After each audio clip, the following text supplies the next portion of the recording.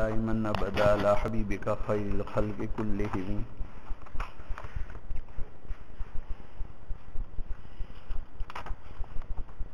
مبادیات ما یتعلق بالعلم کے ذیل میں واضح کا عنوان تھا.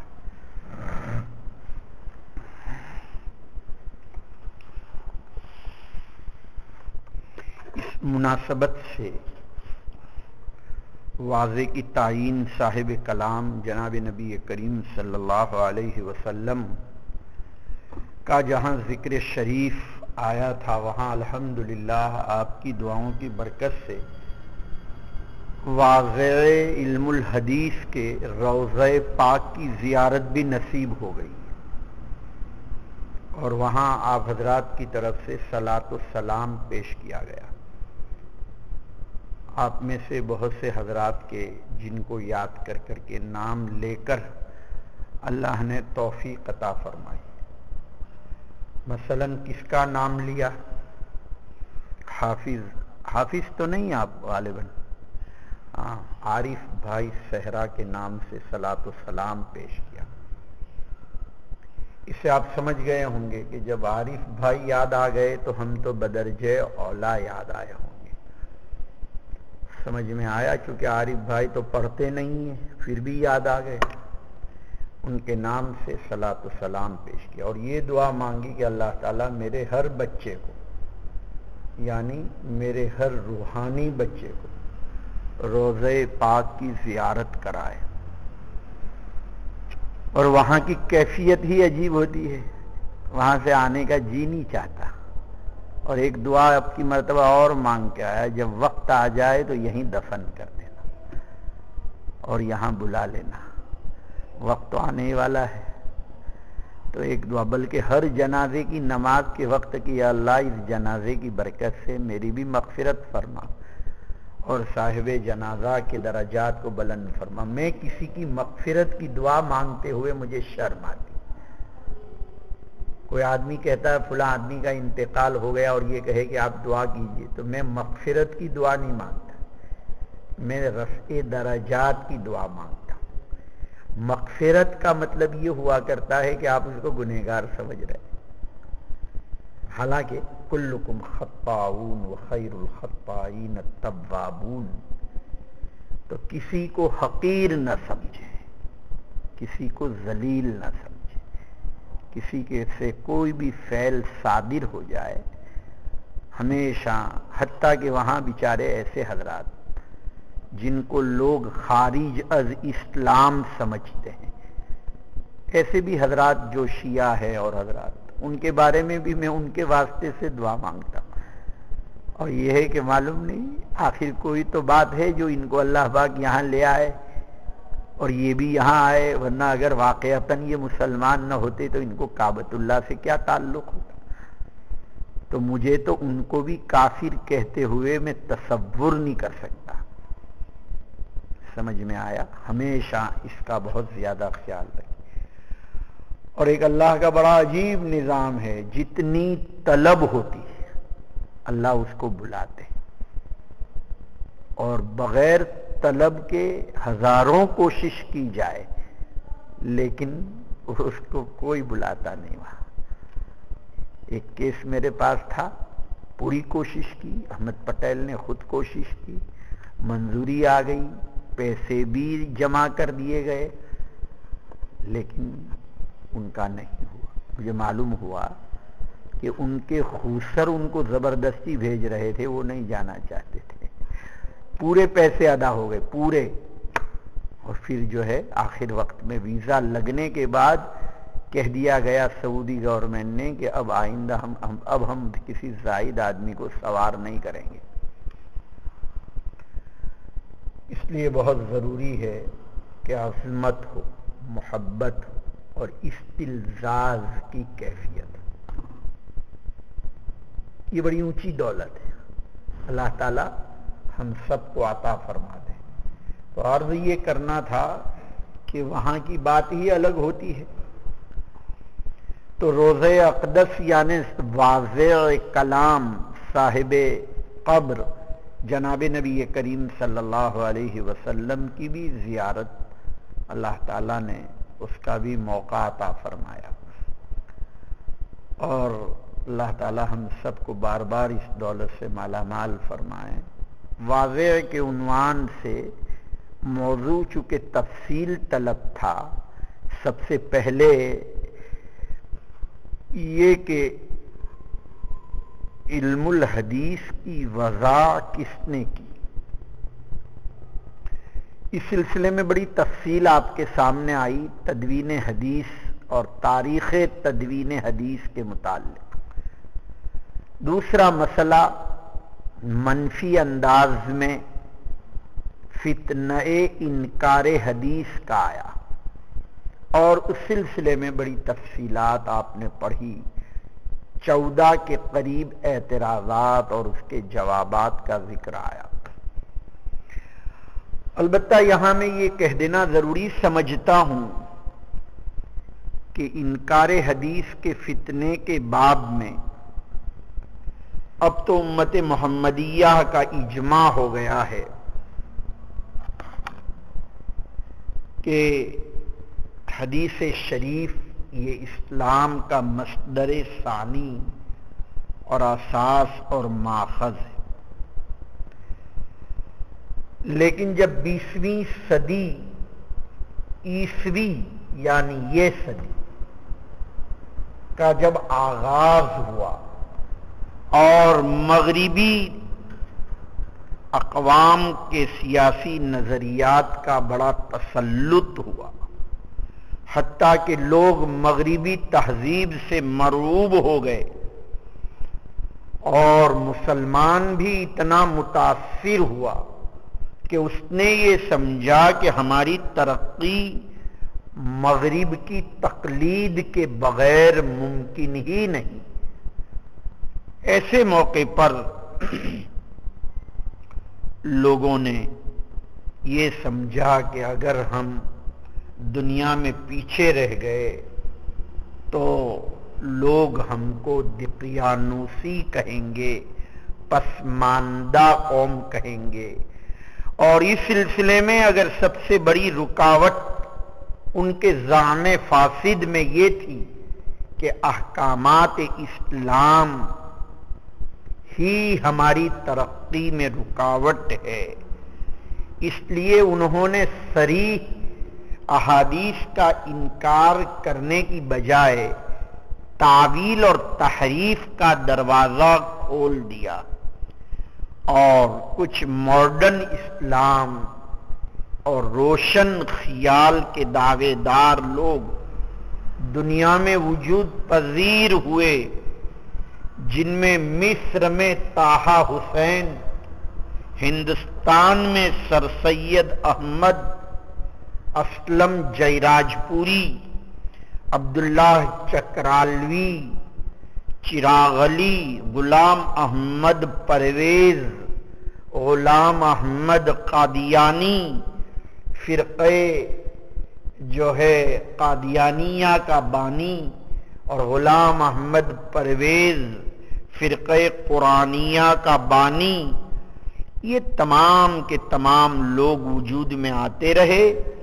ترکی کے اندر ضیا رگوگ نام کا آدمی، جنہوں نے یہ کہا کہ ہم اسلام کی ان تعلیمات نبوی کا مصدر ثانی کا انکار تو نہیں کرتے، لیکن اس میں تعویل اور تحریف کرتے ہیں، یہ بھی گویا ایک قسم کا معنی حدیث کا انکار تھا۔ یہ فتنہ اس وقت وجود میں آیا۔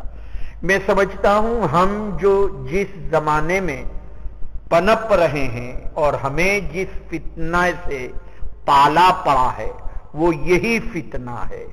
گویا انکار حدیث کے 3 ادوار گزرے اس فرقے انکار حدیث کے۔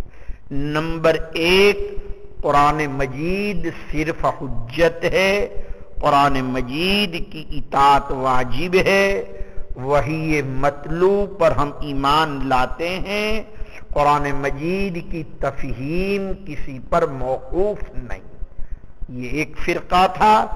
دوسرا فرقہ یہ کہنے لگا کہ احادیث اپنی جگہ پر حجت تو ہے، لیکن یہ اپنے براہ راست مخاطب یعنی صحابہ کرام کے لیے حجت ہے، گویا آپ کی حیات مبارکہ تک تو حجت ہے اور آپ کی حیات کے بعد حجت نہیں ہے۔ یہ دوسرا فرقہ تھا، ہمارا پالا ان دونوں سے نہیں پڑا ہے۔ اور تیسرا فرقہ جو یہ کہتا ہے حجت تو تمام کے لیے ہے احادیث، لیکن موجودہ احادیث حقیقت میں اس پر ہمیں کلام ہے، ایک تو 100 سال کے بعد وجود میں آئی، دوسرا یہ ہے کہ ذرائع پر اعتماد نہیں کیا جا سکتا، اور تیسرا یہ ہے کہ ہماری ترقی میں رکاوٹ ہے۔ لہذا ہماری ترقی اسی میں ہے کہ ہم سودی کاروبار کو حلال قرار دیں، آپ کے معجزات کا انکار کریں، اور ساتھ ہی پردہ جو ہماری ملکی سیاسی ترقی میں رکاوٹ ہے اس کے مفہوم میں ہم تبدیلی لے آئیں۔ یہ کہہ کر ہر وہ حدیث جو اپنے روشن خیال اور ماڈرن اسلام نظریے کے خلاف نظر آئی، اس میں تحریف اور تعویل کی، یہ ہے فتنہ انکار حدیث، جس کا ہمارا اور ان کا تقابل، تصادم، تزاحم ہے۔ یہ میں نے اور بات کو سمیٹتے ہوئے آپ کے سامنے تعیین کر دی کہ کتنے ادوار گزرے۔ آپ کہیں گے کہ ہمیں تو کوئی آدمی بمبئی میں ملتا ہی نہیں جو حدیث کا انکار کرتا ہو، ہمیں تو مودودی لوگ ملتے ہیں، تو وہ بھی گویا ایک قسم کا انکار ہے۔ ایک تو اہل حدیث ہیں کہ جن کا کام یہی ہے کہ وہ تو یہی کہتے ہیں معنی تک گہرائی اور گہرائی تک جانے کی ضرورت نہیں، اور ایک وہ ہے جو یہ کہتے ہیں وہ بھی گویا معنی حدیث کا انکار کر رہے ہیں، اور ایک وہ ہیں کہ جو براہ راست معنی سمجھ میں آتا ہے اس کا انکار کرتے ہیں، بلکہ ایسے معنی جو اپنے نظریات مزعومہ فاسدہ کے مطابق ہو، اس معنی کو جس کو ہم تحریف اور تعویل کہتے ہیں، اس معنی کو وہ لوگ ترجیح دیتے ہیں۔ یہ فرقہ مودودیہ اور باقی جتنے بھی فرقے وجود میں آئے، چاہے پرویزی فتنہ ہو،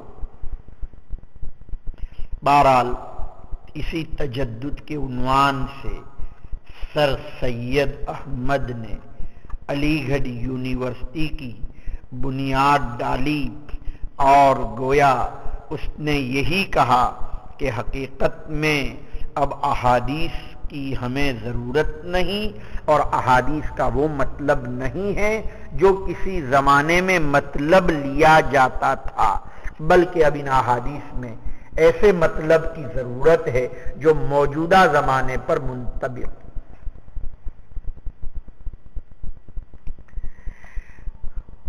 ہم اس بات میں یہ کہتے ہیں کہ اللہ کے رسول صلی اللہ علیہ وسلم نے فرمایا، ابو داؤد شریف کی روایت ہے، ہر 100 سال کے اندر ایک مجدد پیدا ہوگا، لہذا جہاں تک تجدید کا تعلق ہے انطباق کا دروازہ تو کھلا ہوا ہے۔ من بنا مسجدن بن اللہ لہ بیتن فی الجنہ، اس زمانے میں کھجور کے تنوں کی مسجد کے لیے تھا، تو اس زمانے میں یہ حدیث ماربل اور لوہا اور سیمنٹ کی مسجدوں پر بھی منطبق ہے، تو تطبیق کا دروازہ تو کھلا ہوا ہے، لیکن تعبیر کو بدلنا، تحریف اور تعویل کرنا، اس کی کوئی گنجائش شریعت میں نہیں ہے۔ جیسا کہ اب حج کے زمانے میں بہت بھیڑ ہونے لگی تو لوگوں نے کہا کہ زوال آفتاب کے بعد رمی کرنے کی بجائے صبح صادق کے بعد رمی کی جائے۔ اسی طرح حدیث میں ترتیب کو واجب قرار دیا گیا ہے۔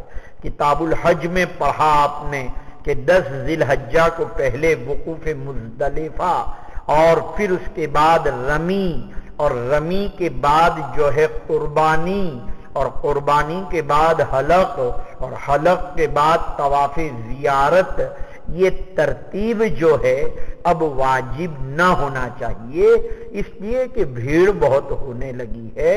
اور آپ صلی اللہ علیہ وسلم کے پاس جب کوئی آیا اور اس نے پوچھا تو آپ نے یہی کہا کہ اگر تقدیم تاخیر ہو جائے کوئی حرج نہیں، افعل ولا حرج۔ بڑی مشہور روایت ہے، آپ پڑھ کر آئے ہیں کتاب الحج کے اندر۔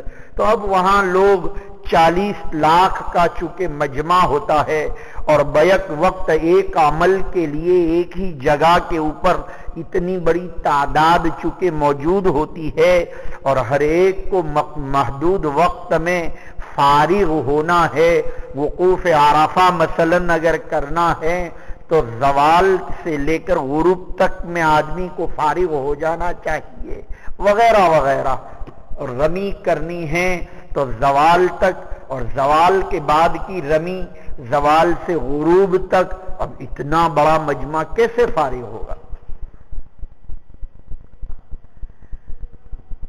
اسی لیے امام ابو حنیفہ کے علاوہ ائمہ ثلاث کے یہاں ترتیب واجب نہیں ہے، اور ہمارے یہاں ترتیب واجب ہے۔ حنفی لوگ بھی دعویٰ ڈول ہو رہے ہیں اور وہ بھی یہی کہہ رہے ہیں کہ ذرا اس مسئلے پر اب نظر ثانی کر لی جائے۔ اسی طریقے سے ایک زمانے میں 40 لاکھ کا مجمع نہیں تھا، مینا کے ایک حدود تھے 3 کلومیٹر میں، اب اتنے حاجی بڑھ گئے کہ اب جو مینا کے خیمے تھے وہ مزدلفہ میں لگنے لگ گئے۔ تو سوال یہ ہے کہ مبیت یعنی رات گزارنا وہ تو مینا میں سنت ہے اور خیمے تو مزدلفہ میں لگ گئے ہیں، تو اب کیا کیا جائے؟ لوگ ان مسائل پر غور کر رہے ہیں۔ ہمارے یہاں اس سلسلے میں بین شکل ہے، نہ لوگوں کو زیادہ اباحیت اور سہولت کی طرف لایا جائے۔ مفتی انفع اور ارفق اور اسہل للناس ہوا کرتا ہے، لہذا اس سلسلے میں کچھ ایسی گنجائشیں نکال دیں کہ حاجی کو دیکھ لیں کون ہے کس طرح ہے۔ کچھ حاجی آئے سہارنپور کے کہ ہم سے ایسا ہو گیا، ہم نے کہا تمہارے اوپر دم واجب ہو گیا۔ کچھ حاجی آئے تو میں نے کہا تمہارے اوپر دم واجب نہیں، مسئلہ ایک ہی تھا اور اس کو یہ حکم دیا، اس کو یہ حکم دیا۔ تو ہم نے ان سے کہا کہ بھائی یہ سب مفتی کے اوپر ہے، مفتی کا کام یہی ہے کہ وہ ارفق للناس ہونا چاہیے۔ جو یہ کہہ رہے تھے کہ ہم نے رمی نہیں کی اور ہم نے دوسرے کو نائب بنا دیا، وہ بالکل ایسے تھے، ہٹے کٹے تھے۔ اور ایک آدمی جو کہہ رہا تھا وہ بالکل ایک اپاہج اور بڑھیا کا واقعہ تھا کہ ہم نے ایک کو نائب بنا دیا اور ہم رمی کرنے کے لیے نہیں گئے، تو وہ بڑھی عورت کھڑے ہو کر نماز نہیں پڑھ سکتی، اور ایک نوجوان پوچھ رہا تھا تو اس کو ہم نے کہا تمہارے اوپر دم واجب ہو جائے۔ تو اس طریقے سے ایسا بھی نہ ہونا چاہیے کہ اتنی اباحیت قائم کر دی جائے کہ لوگ شریعت کو کھلونا بنا لیں۔ بات آپ سمجھ رہے ہوں گے۔ بہرحال تحریف اور تعویل کا دروازہ کھولنے کی ضرورت نہیں ہے، تطبیق اور اجتہاد کا دروازہ کھلا ہوا ہے۔ یہ جو تم نے اجتہاد کا دروازہ بند کر دیا اور آپ نے گودریجی تالا لگا دیا اس پہ اور یہ کہا کہ اجتہاد کا دروازہ بند ہو گیا، یہ صحیح نہیں۔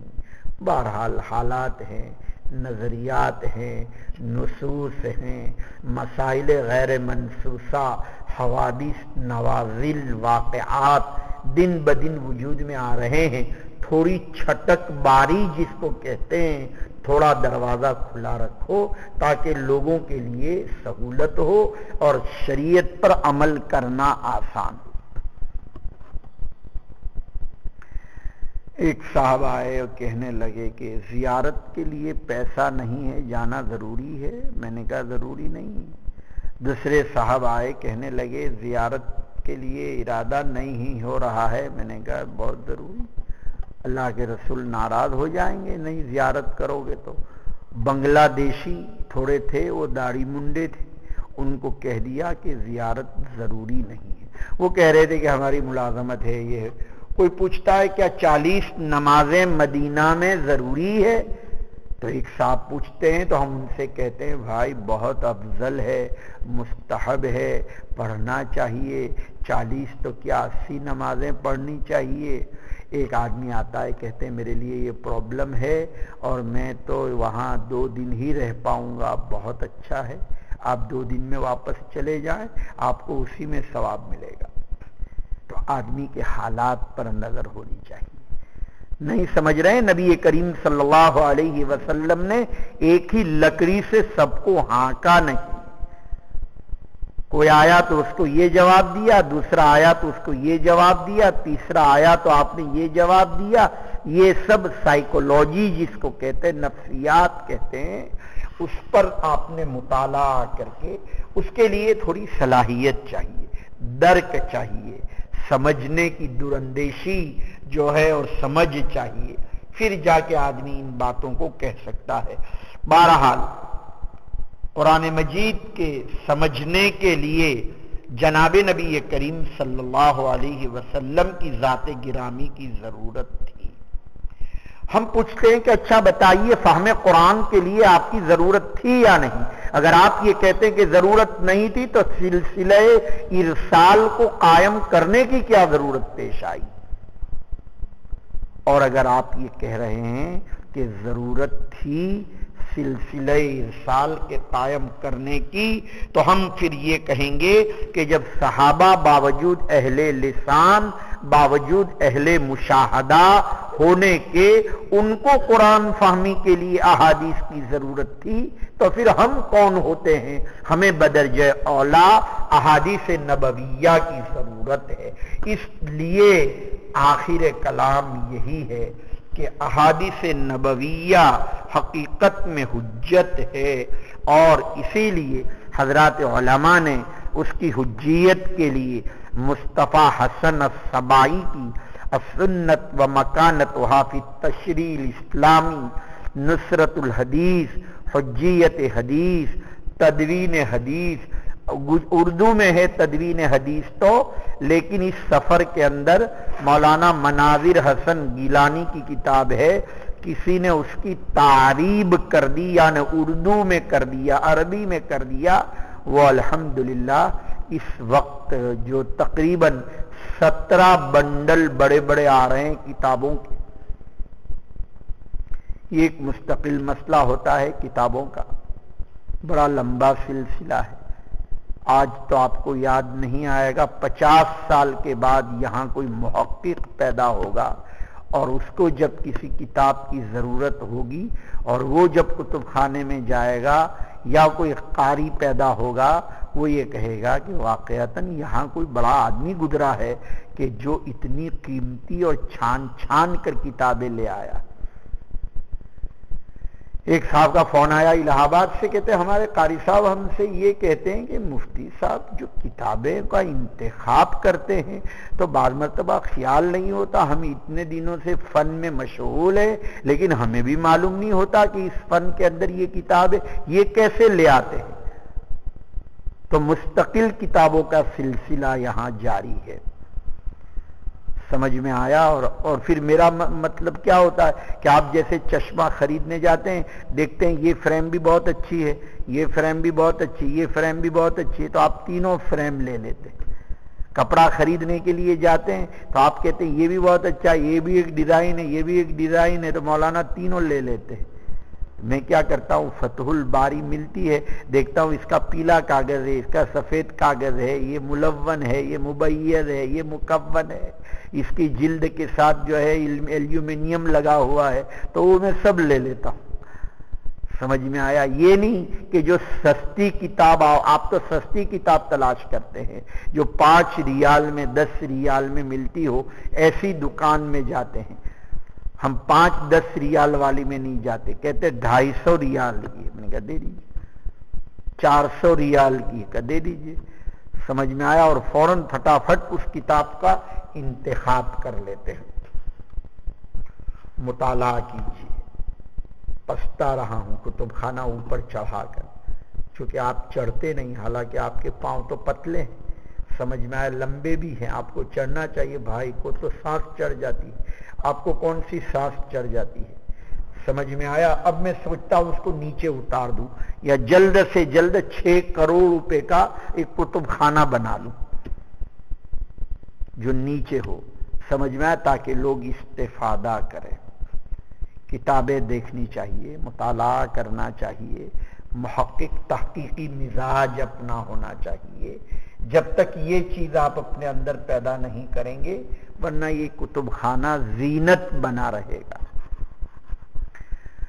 تو جب کتابیں آئیں اور بنڈل کھلیں تو آپ اس کا مطالعہ کیجئے اور تلاش کیجئے کون سی کتاب آئی، کیوں آئی۔ جب فتح الباری پہلے سے موجود تھی تو پھر دوسری فتح الباری کیوں آئی، آخر یہ بخاری پر یہ کیا کام ہوا ہے، سمجھ میں آیا؟ تو اس طرح کے کام تقریباً کئی ہزار ریالوں میں یہ کتابیں آتی ہیں، اور لوگوں میں شور اتنا ہو گیا ہے وہاں گجرات کے مدرسے والوں میں، ہر مدرسہ والا آتا ہے میری کتابیں میری کتابیں، تو وہ تعجب کرتے ہیں کہ 2 کلو کتاب کوئی نہیں لے جا سکتا، اور یہ کہتے ہیں کہ اچھا پیسے بھی نہیں، وہ ویسے ہی کہتے بولا نا یہ کتاب کا نام لکھ لو یہ لے آنا۔ تو ماٹلی والا کی کتابیں آ رہی ہے اب کی مرتبہ، انہوں نے کوئی تخصص فی الحدیث کا شعبہ قائم کیا تو پرچی مجھے پکڑوا دی اور ان کی کتابیں آ رہی، اور ہم سب کی کتابیں لے آتے ہیں، ڈاویل کی کتابیں لائے، کھروڑ کی لائے، ترکیسر کی لائے، سب مدرسوں کی مولانا لوگوں کی کتابیں لے آئے،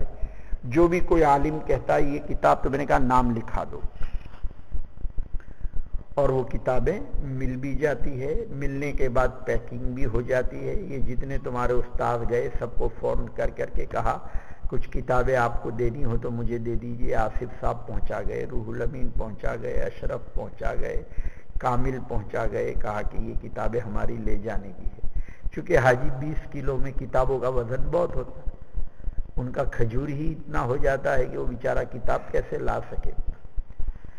سمجھ میں آیا؟ خیر الناس من ينفع الناس، لوگوں میں بہترین وہ ہے کہ جو دوسروں کو نفع پہنچائے، راحت رسانی کا جذبہ ہونا چاہیے، اور وہاں تو بہت مزہ آتا ہے، اس لیے کہ ایک نیکی پر سیدھا 100 لاکھ کا، سمجھ میں آیا؟ یعنی لاکھ کا مزہ ہو جاتا ہے۔ آپ ایک کتاب لائے 100 لاکھ سے 1 لاکھ کتاب لانے کا ثواب آپ کو مل گیا۔ ایک آدمی کو ٹھنڈا پلا دیا آپ نے، برتقال پلا دیا، مزہ آ گیا، آپ کو 1 لاکھ برتقال پلانے کا ثواب۔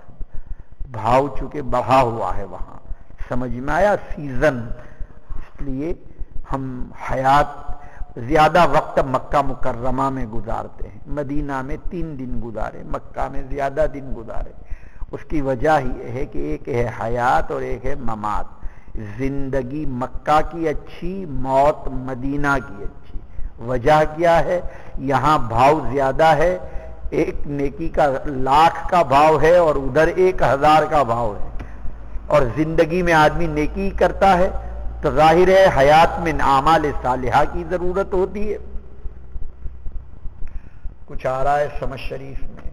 بہرحال عرض یہ کرنا ہے، آپ کو بھی ہم گویا استلزاز دلا رہے ہیں کہ اللہ آپ کو بھی لے جائے۔ بہرحال یہ تمام کی تمام کتابیں جو میں نے ابھی ذکر کی، ان میں فتنہ انکار حدیث کو ذکر کیا جا رہا ہے۔ جہاں تک اس مسئلے کا تعلق تھا، اس کا اجمال کے بیان کرنے کے بعد اگر آپ کو یاد ہو تو مجھے اس موضوع سے بھی تعرض کرنا ہے کہ جب یہ طے ہو چکی بات کہ حدیث حجت ہے، تو اب یہ حدیث کا اشتغال جس ملک میں ہم لوگ ہیں یعنی ہندوستان، اس میں یہ حدیث کب آئی، اور پھر اس میں بھی گجرات کے اندر علم الحدیث کب آیا، اس کو سمجھنے کے لیے آپ کو یہ سمجھنا پڑے گا کہ حقیقت میں قرآن مجید نے بعثت کے جو مقاصد ہیں، یعنی حضرات انبیاء اور خاصتاً جناب نبی کریم صلی اللہ علیہ وسلم کو دنیا میں مبعوث فرمایا، لقد من اللہ علی المؤمنین اذ بعث فیہم رسولا من انفسہم یتلو علیہم آیاتہ ویزکیہم ویعلمہم الکتاب والحکمہ. 4 چیزیں ذکر کی گئی: تلاوت آیات، تعلیم حکمت اور تزکیہ نفس، اور یتلو علیہم آیاتہ اور تعلیم کتاب، اور ایک حکمت، اور ساتھ ہی تزکیہ. مقاصد 4 کا بیان ہے. یہ الگ بات ہے کہ کسی جگہ وَيُزَكِّيهِمْ کو مقدم کیا ہے. یہ آیت تقریباً 3 یا 4 جگہ پر موجود ہے جس کے اندر اللہ تعالیٰ نے بعثت انبیاء اور خاصتاً بعثت نبی صلی اللہ علیہ وسلم کو مقام امتنان کے اندر بیان فرمایا.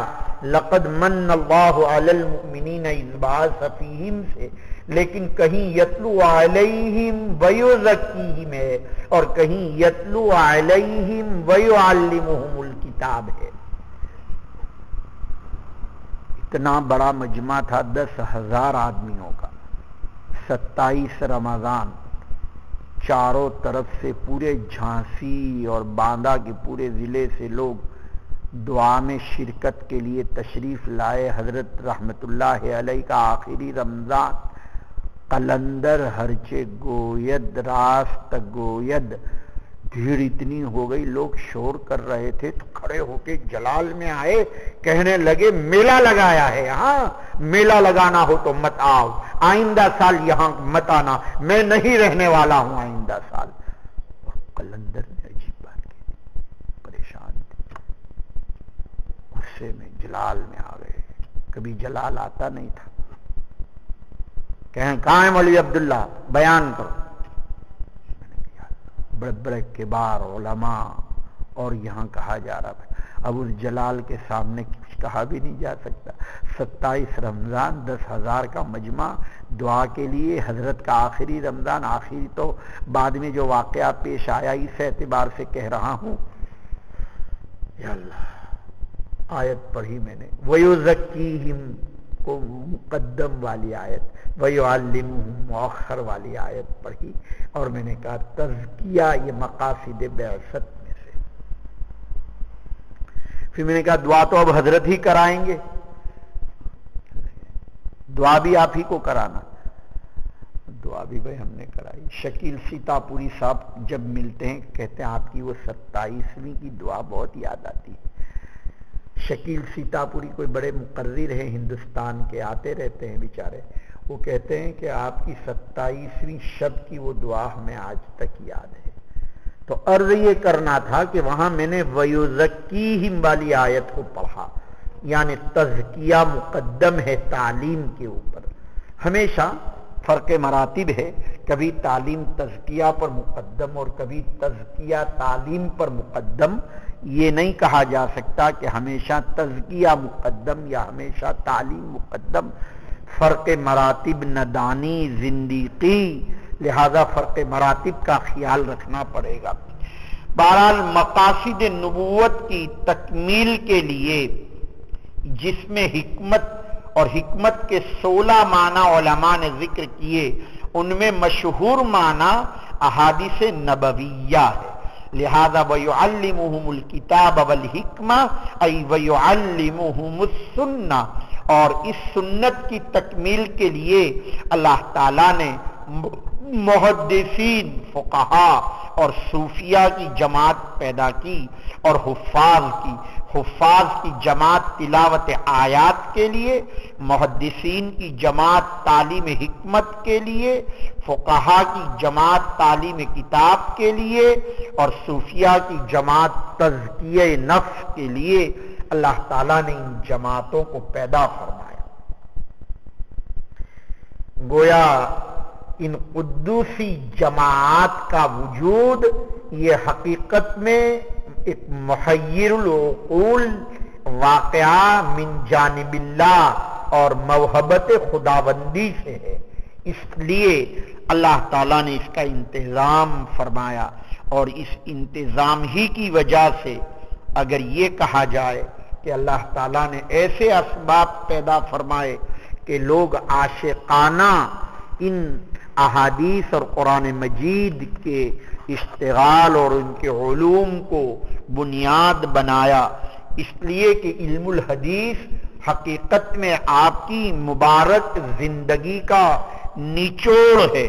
اہل اسلام کو اپنے محبوب پیغمبر سے عشق اور محبت کے درجے کا تعلق ہے، اس لیے آپ کی حیات مبارکہ کے ہر گوشے کو، حتیٰ کہ آپ کی خد و خال کو، کہ بال مبارک کتنے سفید تھے، بینی مبارک کیسی تھی، پندلی مبارک کیسی تھی، شمائل کے اندر آپ پڑھ کر آئے آپ کتنے لمبے تھے، لیس بالطویل ولا بالقصیر، مستقلاً آپ کی خلقت کی روایات کو بھی، جس سے بظاہر یعنی آپ کی حسن صورت کو بھی، کہ جس سے احکامات کا کوئی استنباط نہیں کرنا تھا، ظاہر ہے سیرت سے احکامات کا استنباط کرنا تھا، صورت سے استنباط نہیں کرنا تھا، کہ جیسی آپ کی ناک ہے تو آپ کو بھی پلاسٹک سرجری کرا کے ایسی ہی ناک بنانی ہے،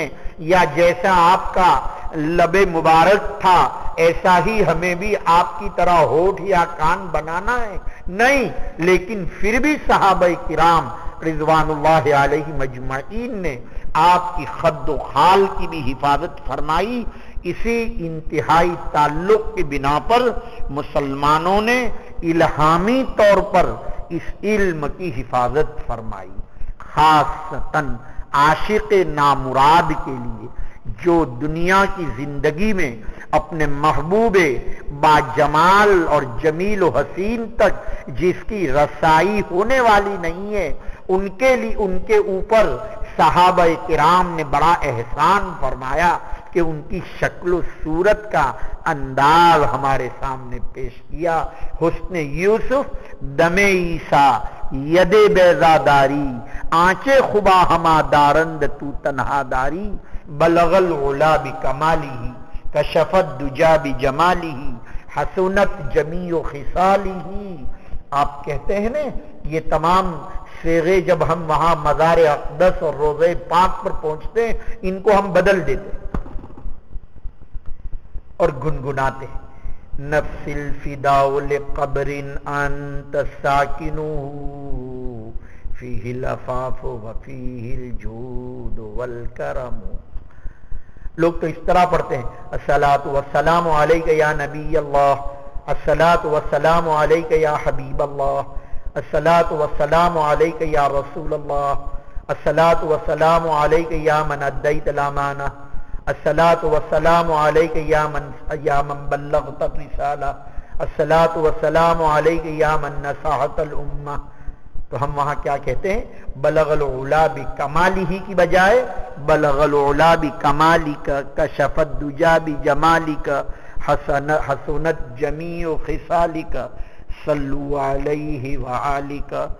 اسی طرح وہ شعر جو آپ نے تلخیص میں پڑھا، لہو ہمم لا منتہا لصغارہا وہمتہ الصغریٰ اجل من الدہر۔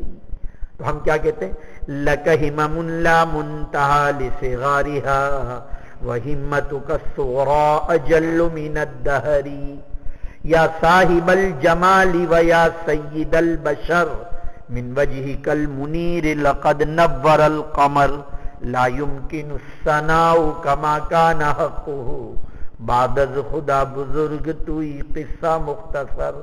اور میں ترمیم کرتا رہتا ہوں، صیغے بدلتا رہتا ہوں، صیغے بدلنے کی بیماری سمجھ میں آیا نہیں؟ کوئی الگ الگ کھاتا ہے الگ الگ، اور کوئی یہ ہے کہ اسی کو مدغم اور معجون کر کے کھاتا ہے۔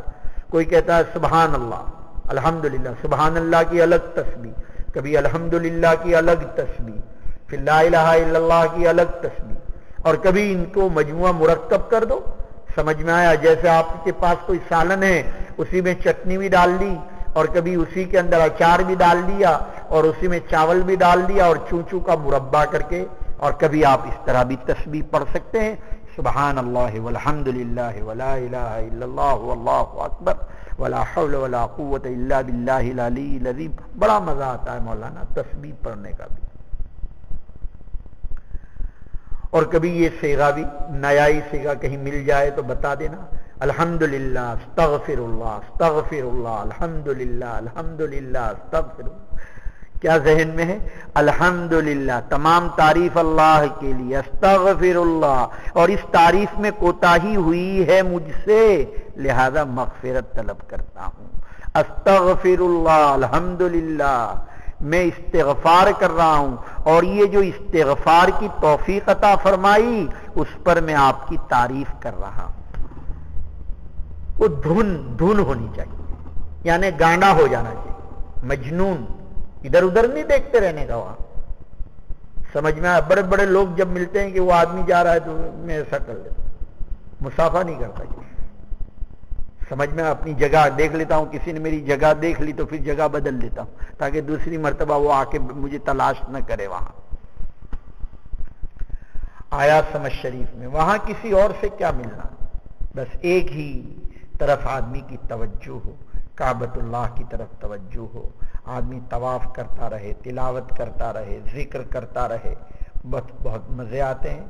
آدمی کے اندر ایک خاص کیفیت جب پیدا ہو جاتی.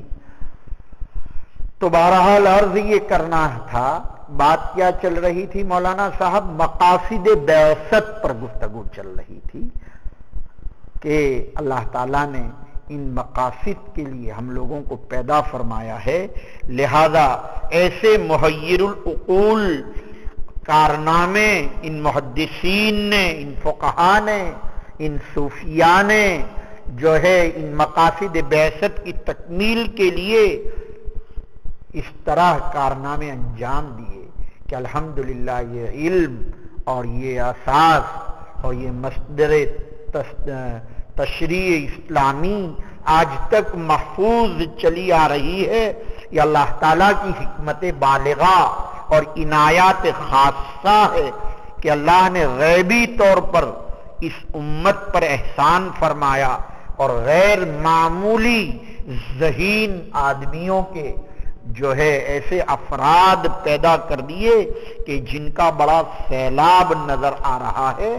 اور الحمدللہ اس علم کی خدمت کے لیے بڑے کے بڑے لوگ وجود میں آئے، حتیٰ کہ اس علم کی طلب کے اندر ان کی رحلات علمیہ یعنی صحرا، دریا، جنگل کے جنگل طے کیے اور اس علم کو انہوں نے محفوظ کیا.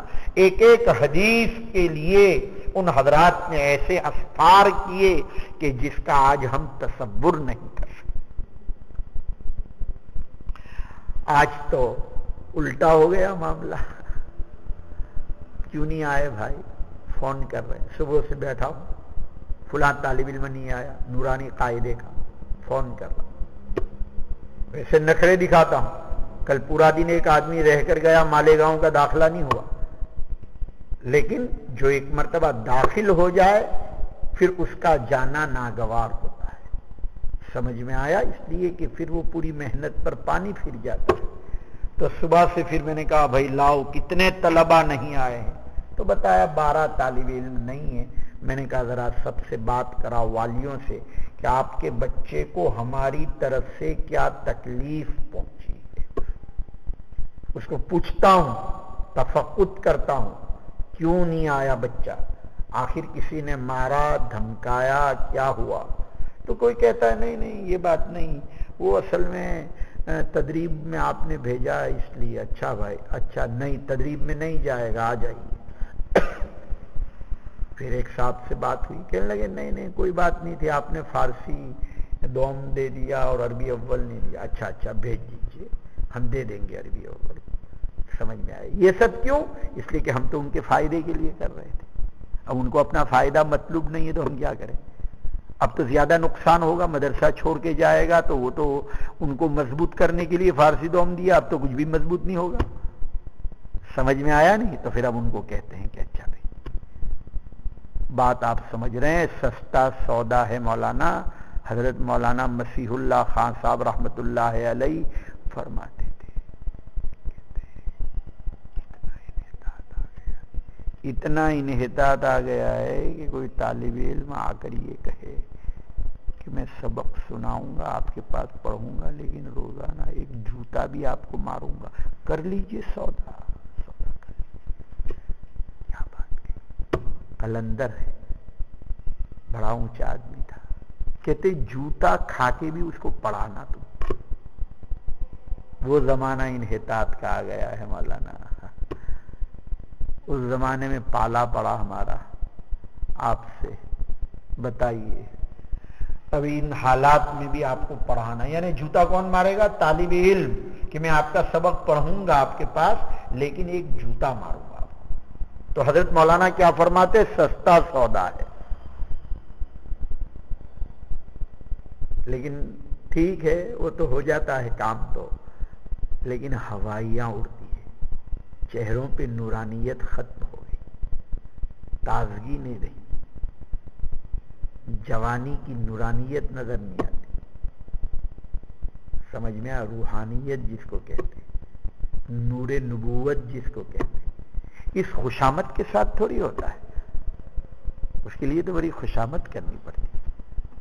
صوفی صاحب سمجھ میں آیا، علم سے زیادہ عزت کی کوئی چیز نہیں، لیکن اتفاق سے بقول امام ابو یوسف ذلت جتنی علم کے لیے برداشت کرنی پڑے اس سے زیادہ کسی اور چیز کو حاصل کرنے میں ذلت برداشت نہیں کرنی پڑے۔ مٹ جائیے، اپنے آپ کو مٹا دیجیے، سمجھ میں آیا؟ لیکن ان سب کا مقصد پھر وہی اللہ کی معرفت، کیفیت پیدا ہو جانی چاہیے، ورنہ یہ قیل و قال تو مطلوب نہیں ہے۔ قال راب گزار مرد حال شو، پیش مرد کامل پامال شو، پیش مرد کامل پامال شو، مرد کامل کے سامنے آدمی کو پامال ہونا پڑتا ہے۔ کچھ آیا سمجھ شریف میں، تعلق جب تک اکابرین اور بزرگوں سے، اہل اللہ سے، اور ہمیشہ یہ دعا مانگے اللہم انا نسألک حبک وحب من یحب وحب عمل یقربنی، لیکن تمہاری طرح نہیں، تم تو کوئی بڑا پیٹ دیکھ لیا، تھوڑا پگڑ دیکھ لیا اور تھوڑا پھینٹا اور آسا دیکھ لیا، حضرت تشریف حضرت، اور کوئی بیچارہ پتلا دبلا آدمی بہت تسبیح پڑھتا ہو، بہت ذکر و اذکار کرتا ہو، اور فقط جو ہے وہ کوئی زیادہ آپ اس کو نہ دیکھتے ہوں، وہ سمجھ رہے ہیں یہ آدمی۔ حدیث میں آتا ہے، کہتے ہیں ایک آدمی گزر رہا ہے، لوگ کہیں گے کہ کون ہے یہ؟ تو کہا یہ بہت باعزت آدمی ہے، کہیں پیغام نکاح لے کر جاتا ہے تو رد نہیں ہوتا۔ اور ایک آدمی بہت پتلا دبلا، فرمایا یہ آپ جانتے ہیں کون ہے؟ کہا حضرت اس پہ تو کون سنے گا؟ کہا یہی ہے وہ لو اقسم اللہ لا برہ، کہ اگر یہ قسم کھا لے تو اللہ اس کی قسم کو پورا کر دے۔ تو یہ ہماری ذہنیت ہو گئی۔ مولانا آپ کے لیے تو بہت دعا کی میں نے، اور تمہارے بھائی کو کہہ دینا اس کے لیے بیوی کی دعا کی میں نے، سمجھ میں آیا؟ بیوی کی دعا کی۔ تو عرض یہ کرنا ہے جس سے محبت ہوتی ہے آدمی، اور کس کے لیے؟ میں کس کے لیے اور دعا کرتا؟ میرا کون؟ میرے آپ ہی، میری آخرت آپ، میری دنیا آپ، میرا اوڑھنا بچھونا آپ۔ اب وہ کس کے لیے دعا کرتا؟ اپنی اولاد کے لیے ہی دعا کرتا ہے آدمی، اور آپ میری اولاد ہیں، سمجھ میں آیا؟ تعلق ہونا چاہیے۔ استاد جب تک اپنے شاگردوں کے لیے دعا نہیں کرتا اس وقت تک شاگردوں کو فائدہ نہیں ہوتا۔ یہ الگ بات ہے کہ تالی ہمیشہ دو ہاتھ سے بچتی، یعنی اتنا ہی تعلق طالب علم کی طرف سے بھی ہونا چاہیے اپنے اساتذہ کے ساتھ، سمجھ میں آیا؟ پھر بڑا مزہ آتا ہے۔ دیکھیے دو ہاتھ سے جو تالی بچتی ہے تو پھر اللہ تعالیٰ آپ سے خوب کام لیں گے دین کا۔ تو میں یہ عرض کر رہا تھا کہ انہی مقاصد کی بعثت کے لیے اللہ تعالیٰ نے اس طرح کے افراد پیدا کیے کہ دشت تو دشت دریا بھی نہ چھوڑے ہم نے، باہر ظلمات میں گھوڑے دوڑا دیے ہم نے۔ ایسے لوگ وجود میں آتے رہے اور اس علم کی خدمت کے لیے سمندروں اور بر اعظم کا طے کرنا اور مصائب و آلام کا برداشت کرنا ایک معمولی سی چیز تھی، ایسے افراد کو ایسا شغف اور اس طرح کا عشق، بلند ہمتی اور ایثار اور قربانی میں ایسے بے نظیر تھے کہ میں سمجھتا ہوں دوسری اقوام کو اپنے پیشوا کے کلام سے کوئی تعلق نہیں، جتنا تعلق اس امت کو اپنے عظیم پیشوا کے کلام کے ساتھ ہے۔ البتہ یہ کہنے دیجئے مجھے کہ یہ کوئی اتفاقی امر نہیں ہے، بلکہ یہ من جانب اللہ ہے، اللہ تعالیٰ ہی نے یہ سب چیزیں کی، ورنہ یہ کوئی ایسی چیز نہیں کہ کوئی انسان کچھ کرے اور ہو جائے۔ یہ کیسے ہو سکتی ہے؟ یہ بلند و بالا جن کے جیب میں ایک نیا پیسہ نہ ہو وہ ایسی بلڈنگیں کیسے بنا سکتا ہے؟ سمجھ میں آیا؟ اتنا لمبا سفر کیا کچھ بھی؟ یہ سفر حضرت ابوبکر صدیق رضی اللہ تعالی عنہ کا تھا۔ ایک صاحب کا فون آیا سان فرانسسکو کے کہ حضرت اس سال کیا ارادہ ہے؟ میری رائے یہ ہے کہ آپ سیدنا ابوبکر صدیق کی طرف سے حج کیجیے، ہر سال انہی کی طرف سے حج ہوتا ہے۔ میں نے کہا بہت اچھا۔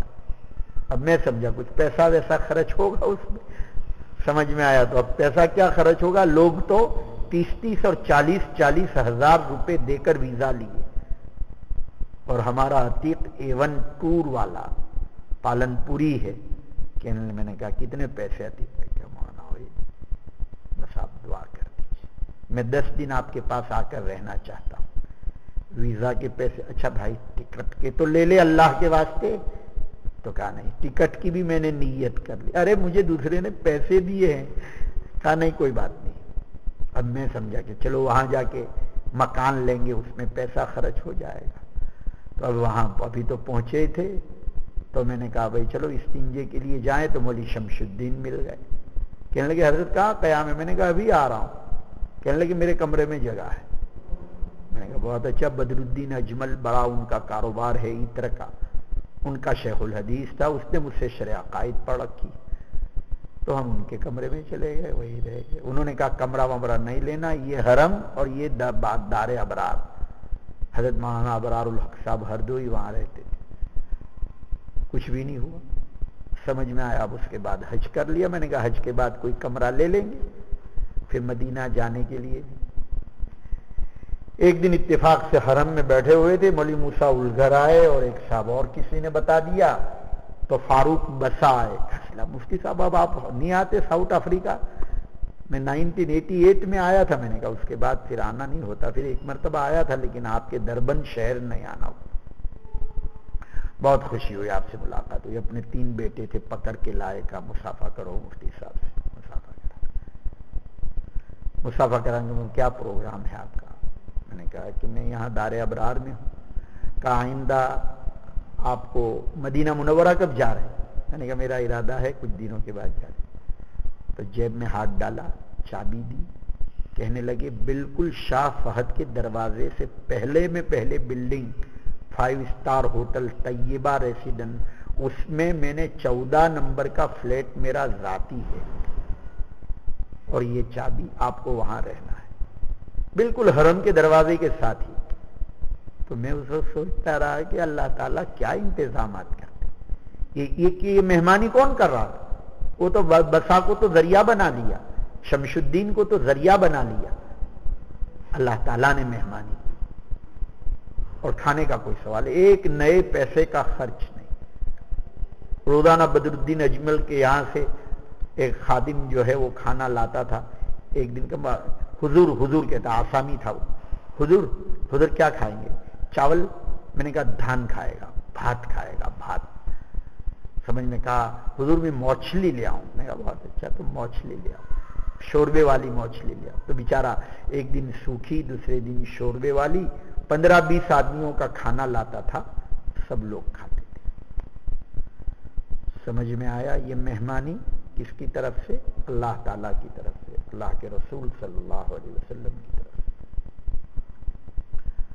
تو بہرحال عرض یہ کرنا تھا۔ پھر میں نے ذرا، مجھے تھوڑی استنجے کی تکلیف تھی دار ابرار میں، تو میں نے قارب القیوم کو کہا یار کوئی صاف ستھرا کمرہ تھوڑا استنجے کی تکلیف بہت ہے. تو حج کے بعد 2 دن کے لیے بالکل باب العمرہ کے ساتھ ہی، ذرا بھی چلنے کا نہیں.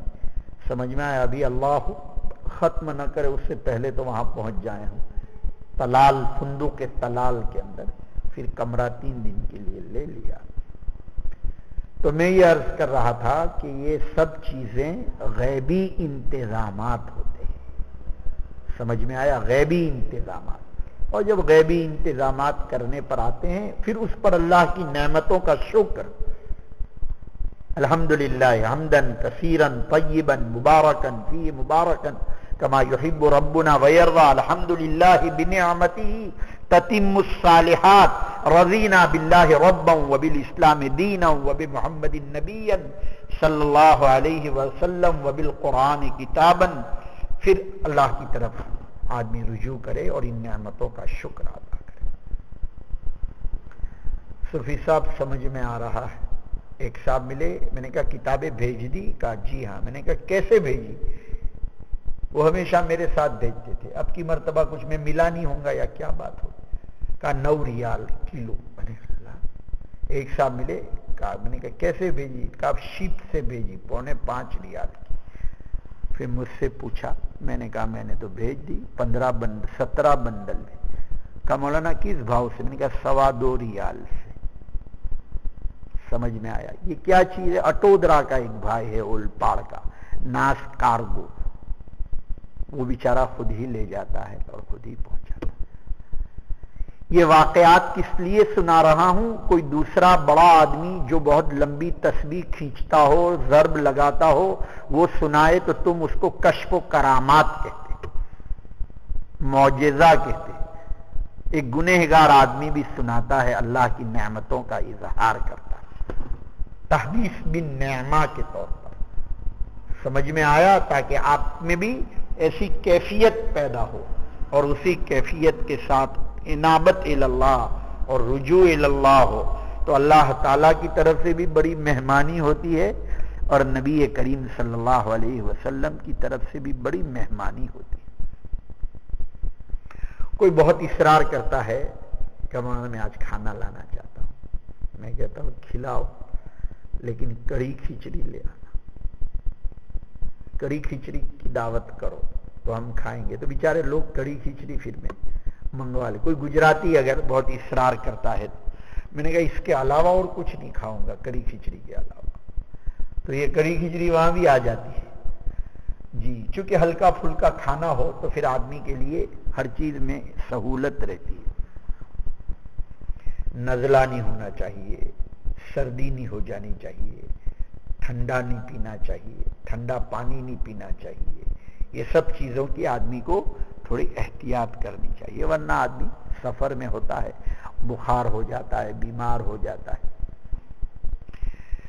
بہرحال عرض یہ کرنا تھا کہ ان مقاصد بعثت کی تکمیل کے لیے اللہ تعالیٰ نے ایسے افراد پیدا فرمائے. اور یہ اتفاقی امر نہیں تھا بلکہ یہ ایک معجزہ اور سر الہی کی روشن دلیل. اور یہ کیوں نہ ہو؟ اس لیے کہ یہ شریعت آخری شریعت تھی، قیامت تک کے لیے اس کا بقا اور دوام اور اس کی حفاظت کا انتظام ضروری تھا. اسی لیے انہی انتظامات کے خاطر ممالک اسلامیہ اور بلاد اسلامیہ میں جب فاتحین اور مجاہدین اور فقہاء اور محدثین جب پہنچے ہیں تو ان کو اتنی حدیثیں یاد تھی کہ ہم اس کا تصور نہیں کر سکتے تھے. صحابہ حجۃ الوداع میں 1,24,000 تھے، پھر وہ پوری دنیا میں پھیل گئے. ظاہر ہے وہ جو چیز لے کر گئے وہ کیا چیز تھی؟ قرآن تھا، احادیث تھی. امام بخاری جیسے آدمی کو جن کے 1080 اساتذہ 10 سال کی عمر کے اندر ان کو 10 لاکھ روایتیں یاد، اور امام ترمذی جیسے آدمی جن کے واقعات بڑا مشہور جو آپ کو پہلے بھی بتلا چکا ہوں، اور امام بخاری کے تو 90,000 تلامذہ تھے. یہ تدوین، یہ تالیف، یہ درس، یہ تدریس، یہ مدارس کا قیام، یہ تمام کی تمام وہ انتظامات غیبی ہے کہ جن انتظامات غیبی کی وجہ سے اللہ تعالیٰ نے یہ اسباب پیدا فرمائے.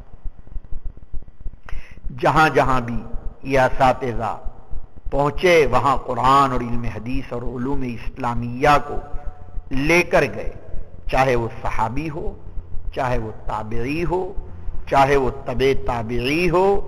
بہرحال تاریخی شہادات سے یہ پتہ چلتا ہے کہ ہندوستان بھی یہ قافلہ آیا اور ہندوستان کے اندر آ کر انہوں نے بھی علم الحدیث کو پہنچایا.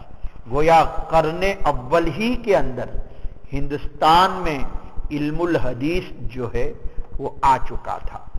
اس لیے کہ علامہ بلازری نے فتوح البلدان کے اندر یہ بات لکھی ہے کہ عمر بن الخطاب رضی اللہ تعالی عنہ کے زمانے کے اندر بحرین کا عامل بنا کر عثمان ابن ابی العاص ثقفی کو جو بھیجا تھا سن ہجری 15 کے اندر، اور انہوں نے اپنے بھائی حکم ابن ابی العاص کو بھیجا، وہ سن ہجری 15 میں بروس آ چکے تھے. بروس تو سمجھتے ہوں گے آپ، یہ کالی بنڈی والے جو مولانا صاحب ہیں، سمجھ میں آیا وہالو کے تو نہیں، یہ تو برکودرا کے. سمجھ میں آیا تو ان کے جو ضلع بھروچ کہلاتا ہے یہی ہے وہ بروس. سن ہجری 15 کے اندر یہ بات علامہ بلازری نے لکھی ہے. اس سے معلوم یہ ہوتا ہے کہ دور مسعودی ہی کے اندر تقریباً یہ علم یہاں پہنچ چکا تھا. اسلام قرن اول میں سرزمین ہند کے اندر پہنچا، جس کی دلیل یہ ہے کہ بعض مزارات بھی ان علاقوں کے اندر آج بھی موجود ہے. بلکہ بمبئی کے قریب تھانہ، وہاں باقاعدہ حکم ابن عاص کی افواج آئی اور وہ وہاں ٹھہری. پھر اس کے بعد سن ہجری 93 میں مسلمانوں نے سندھ پر حملہ کیا. سندھ راجستھان اور اس وقت کا جو پاکستان کا علاقہ، جیسے یہ ہمارا ہند کہلاتا ہے وہ سندھ کہلاتا ہے. چونکہ وہاں ایک ندی ہے سندھ، اسی کی مناسبت سے ہمارے یہاں جو جانور بیچنے آتے ہیں، سمجھ میں آیا، جن کو سندھی کہتے ہیں، اور یہ پنجابی اور یہ جو ہے سندھی لوگ بھی ہوتے ہیں بیپاری، وہ ایک سندھ کا علاقہ ہے. بڑے بڑے علماء مسلمانوں کا بڑا وجود ہے. یہ ہندوستان کا راجستھان صوبے کا مغربی حصہ، جو جودھپور والا حصہ، سمجھ میں آیا، یہ پورا کا پورا علاقہ سندھ کہلاتا ہے. اور ان میں سے آدھا ادھر چلا گیا ہے، یعنی پاکستان چلا گیا، جس میں کراچی شہر بھی ہے، حیدرآباد بھی وہاں ہے. جیسے آپ کی طرف حیدرآباد دکن ہے، وہاں حیدرآباد سندھ ہے، عمرکوٹ ہے. یہ تمام کے تمام علاقے ہیں جو سندھ کے کہلاتے ہیں. 4 صوبے ہیں وہاں پاکستان میں. ایک کا نام سرحد، دوسرے کا نام بلوچستان، تیسرے کا نام پنجاب اور چوتھے کا نام سندھ. یہ 4 صوبے ہیں. یہ کراچی جو ہے وہ سندھ میں ہے، لاہور جو ہے وہ پنجاب میں ہے.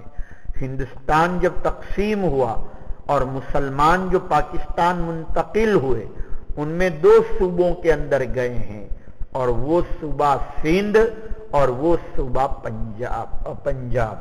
پنجاب ہندوستان کے پنجاب سے ملا ہوا ہے، یعنی امرتسر سے، اور یہ مشرقی پنجاب ہمارا کہلاتا ہے، اور لاہور مغربی پنجاب کہلاتا ہے.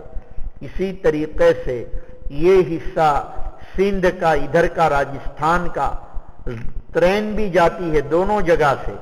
دلی سے پاکستان جانا ہو تو وایا جو ہے وہاں سے بارڈر ہے اس سے جانا پڑتا ہے، اور ادھر منابا کر کے جگہ ہے وہاں سے لوگ جاتے ہیں. ادھر سے گئے ہیں ہم، امرتسر سے. یہ لائن چالو نہیں تھی تو ایک مرتبہ بائی روڈ گئے ہیں 1981 کے اندر, اور 1991 میں بائی جو ہے فلائٹ گئے ہیں. 2 مرتبہ پاکستان جانا ہوا. اچھی خبر ابھی سنی ہم نے پاکستان کے اندر کہ فوج میں تہجد گزار لوگ بہت ہیں. تو یہ جو 2 صوبے ہیں بلوچستان اور ہندوستان, بلوچستان اور سرحد, وہاں وہ لوگ ہیں جو افغان مجاہدین یعنی افغانستان سے ملا ہوا ہے. اور یہ زیادہ جو پاکستان میں بے دینی وغیرہ ہے وہ پنجاب اور سندھ کے اندر. سمجھ میں آیا؟ ابھی جو بے نظیر بھٹو کو جو مار دیا گیا وہ سندھ کے اندر یعنی راول پنڈی اور کراچی کے اندر. بہرحال مجھے تو جغرافیہ اس لیے بتانا تھا آپ کو. سمجھ میں آیا کہ یہ مثال کے طور پر سندھ ہے تو اس کا آدھا حصہ یہ ہندوستان میں اور آدھا حصہ اس طرف ہے. ادھر کراچی ہے یہ اسی طرف ہے, ادھر کراچی ہے اور پھر اس طرف یہ پورا جودھپور وغیرہ کا علاقہ ہے. تو اسلام قرن اول میں ہی آ چکا تھا, یا تھانہ میں یا یہ سمندری علاقہ, اور وہ بھی سمندری علاقہ ہے کراچی بھی, چونکہ یہ پورا 75% حصہ گجرات کا سمندر ہے اور پورے گجرات کا 25% حصے میں خشکی ہے اور باقی تمام کا تمام حصہ سمندری علاقہ. آپ کے یہاں سے 20 کلومیٹر ادھر آپ چلے جائیں تو دمس سے, اور آگے چلے جائیں تو ابھرانٹ سے, اور آگے چلے جائیں تو بلسار سے ٹیٹھل سے, اور آگے چلے جائیں تو واپی سے دمن سے, اور آگے آپ چلے جائیں تو پھر آپ کا بمبئی آ جائے گا اور تھانہ اور بمبئی کا علاقہ, پھر اور آپ گھومتا اس طرح دریا گھوم رہا ہے, ایسے اس طرح گھوم رہا ہے سمندر. سمجھ میں آیا؟ اور پھر ادھر بنگال کی کھاڑی ہے ان کے ساتھ یہ مل جاتا ہے جو مدراس کی بارڈر ہے. پھر بمبئی سے اور آپ آگے جائیں گے تو پھر یہی رتنا گری, یہ وہی سمندر ہے جو آپ کا 20 کلومیٹر کے بعد کا سمندر ہے. پھر اور آگے بڑھیں گے تو منگلور آ جائے گا, پھر اور آگے بڑھیں گے تو کیرالا تک یہ سمندر گیا ہے. اس لیے گاڑی چلتی ہے اوکھا تریوینڈرم, وہ سمندر ہی کے کنارے پر چلانے کا ان کا پورا, لیکن پورے سمندر پہ وہ نہیں جاتی, خشکی میں آ جاتی ہے. جیسے انکلیشور آ جاتی ہے تو انکلیشور سے یہ سمندر 40 کلومیٹر ہے. تو سمندر چونکہ بالکل قریب تھا ہندوستان کے گجرات کے صوبے سے, اس لیے اسلام کا قافلہ اس راستے سے آیا. سورت آیا, راندیر آیا, بھروچ آیا, کھمبھات آیا, اور پھر مدراس آیا اور تھانہ آیا. یہ علاقہ پورا تھا. اس لیے بھروچ کے قریب باربد نام کی جگہ جس کو بھاربھوٹ کہتے ہیں, وہاں گویا کہ ہندوستان کے اندر اسلام آیا. معلوم ہوا ہندوستان کے اندر یہ علماء, مشائخ, مجاہدین, اسلام کے قافلے جو آئے وہ گجرات کے راستے سے آئے. تو گویا گجرات میں سب سے پہلے علم الحدیث آیا. سن ہجری 93 کے اندر جب سندھ پر حملہ ہوا اور وہاں 3 صدی تک تو حکومت رہی ہے ان کی, محمد بن قاسم ثقفی کر کے انہوں نے سندھ کو فتح کیا. پھر 107 ہجری میں ہشام بن عبد الملک نے جنید بن عبد الرحمن کو فوج کشی کرائی, اور اس کے بعد 159 کے اندر عبد الملک بن شہاب نے اپنی ریاست میں بروس یعنی بھروچ اور بھاربوٹ میں فوج کشی کی, اور باربد نامی جگہ میں یہ فروکش ہوئے, اور وہاں ایک بیماری پھیلی دریا ہی کے اندر, اور بڑی فوج مسلمانوں کی وہاں پر ان کا انتقال ہو گیا, جس میں سن ہجری 161 کے اندر حضرت ربیع ابن سبیع رضی اللہ تعالی عنہ اول من صنف فی الاسلام یہیں پر تشریف لے آئے۔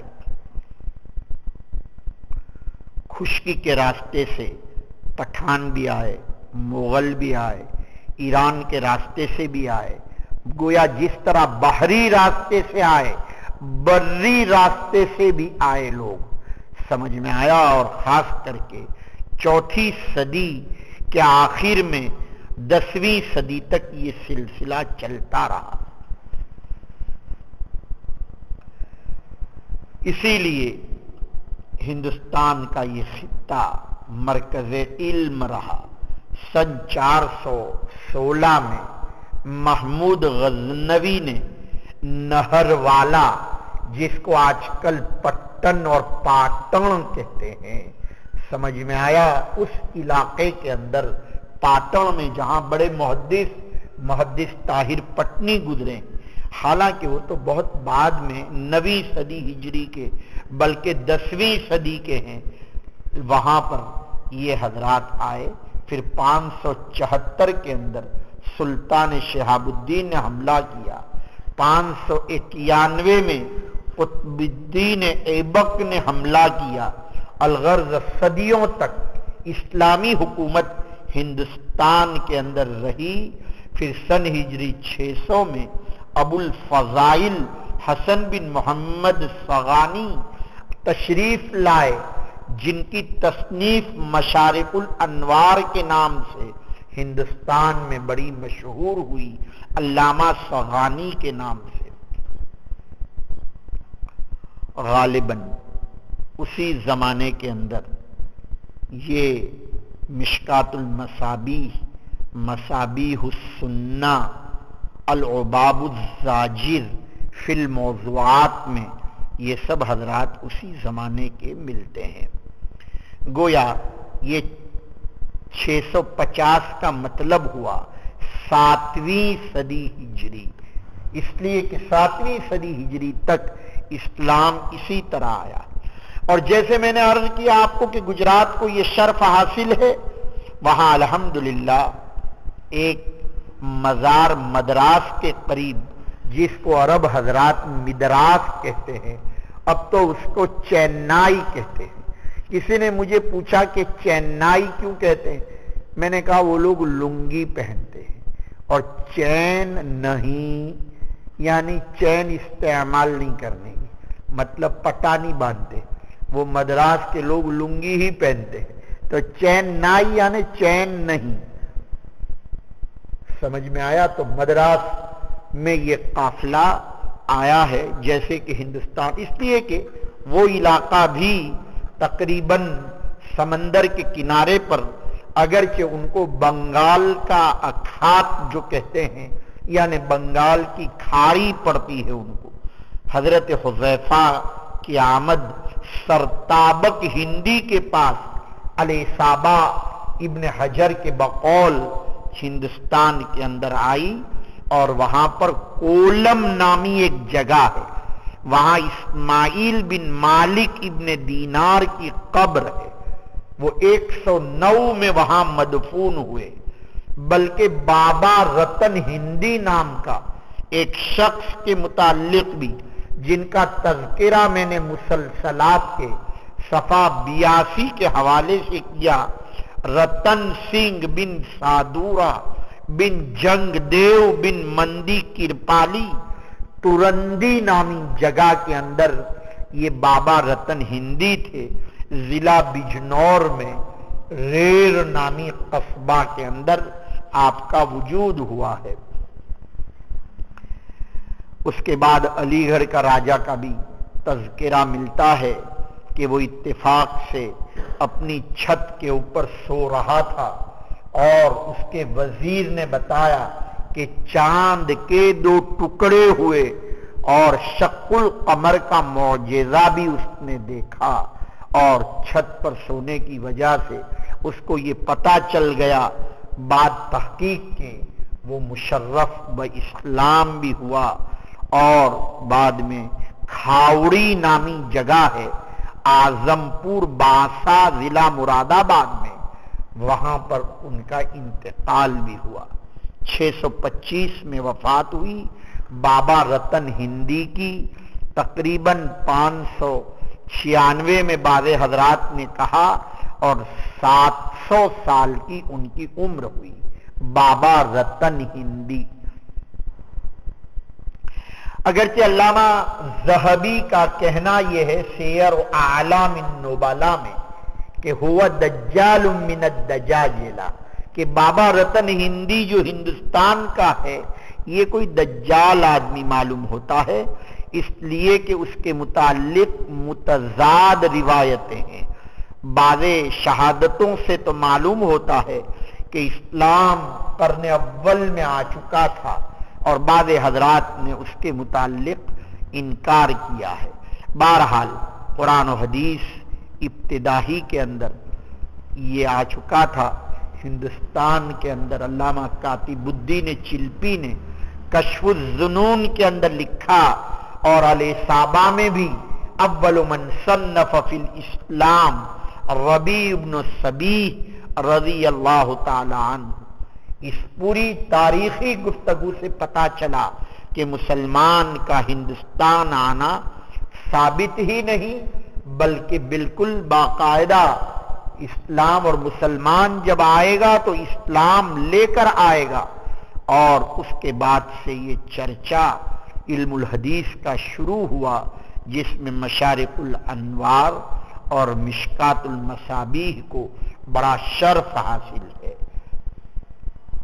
پھر 9ویں صدی ہجری شروع ہو رہی اور اس میں علامہ شمس الدین سخاوی جن کی کتاب آپ نے بہت ساری جگہوں پر حوالہ پڑھا، جو ابن حجر اسقلانی کے خاص الخاص تلمیذ ہیں اور ان کے تلامذہ، اور ابن حجر مکی، اسقلانی نہیں، ابن حجر مکی صاحب فتاوی الکبریٰ، ان کے تلامذہ کی درسگاہیں اور ان کا بخاری کا درس احمد آباد میں شروع ہوا 9ویں صدی ہجری میں.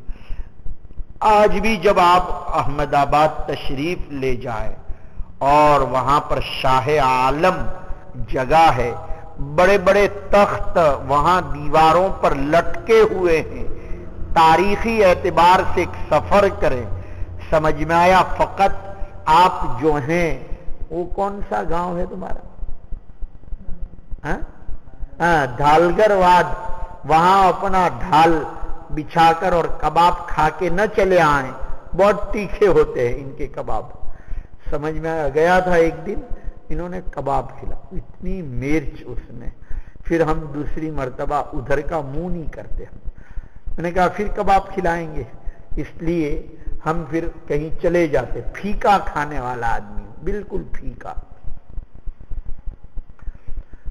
تو اور وہ یہ کر رہا تھا کہ تاریخی حیثیت سے آپ ایک مرتبہ ضرور احمد آباد تشریف لے جائیں.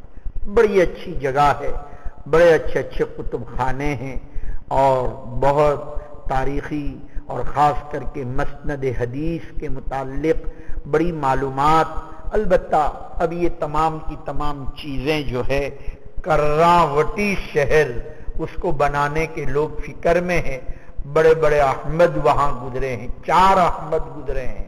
احمد آباد میں احمد ابدال بھی گزرے ہیں اور یہ سب حضرات 9ویں صدی ہجری میں بڑا چرچا تھا احمد آباد کا، اور بڑی بڑی درسگاہیں پورے ہندوستان لیول پر علم الحدیث کی درسگاہیں احمد آباد میں تھی. ابن حجر مکی کے تلامذہ اور علامہ سخاوی کے تلامذہ نے وہاں پر باقاعدہ پڑھایا.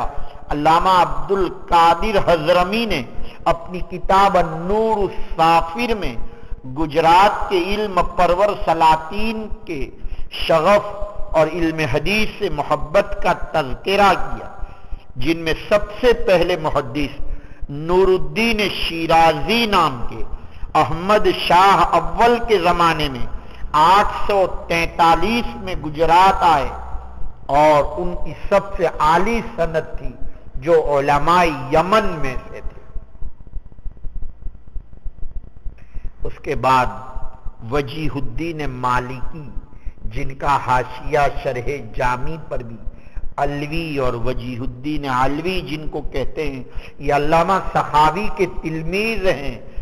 929 کے اندر ان کا لقب تھا ملک المحدثین۔